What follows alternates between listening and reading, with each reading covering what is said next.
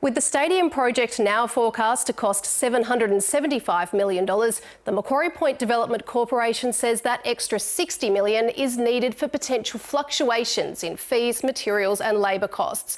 But they're confident the stadium can be delivered at a lower cost by finding tweaks in the design as planning progresses. The state government says its contribution will remain capped at $375 million. The AFL will provide $15 million and the federal government has committed $240 million, but that could impact Tasmania's share of GST revenue. Whatever the shortfall will need to come from the private sector, but no one has signed on yet. The cost of the stadium is adding to Tasmania's ballooning debt. Ratings agency S&P Global is flagging it as a risk, saying it will probably shift the state's AA+ credit rating down. Of course, one of the key questions in the stadium debate has been, how do we get there? And will there be gridlock in the city on game day? Well, to start with, there'll be no public car park at the stadium. Punters will be encouraged to catch a bus, ferry, ride a bike or walk. There will be park and ride facilities in outer Hobart suburbs and rapid bus services closer to the city.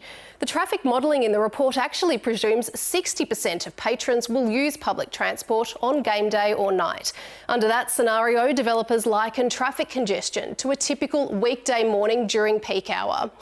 A large portion of the stadium budget funds the roof, $190 million. The Macquarie Point CEO points out that not having a roof would create costly issues and design challenges, including disruptive light towers and noise problems.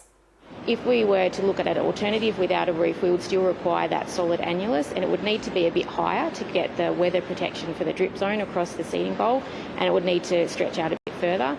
So how much will the stadium actually be used? The report estimates the ground will host events on at least 35 to 38 days per year. Most of those are likely to be sport, including cricket and rugby, along with one full stadium concert and one smaller concert, plus an event like boxing or monster trucks every second year.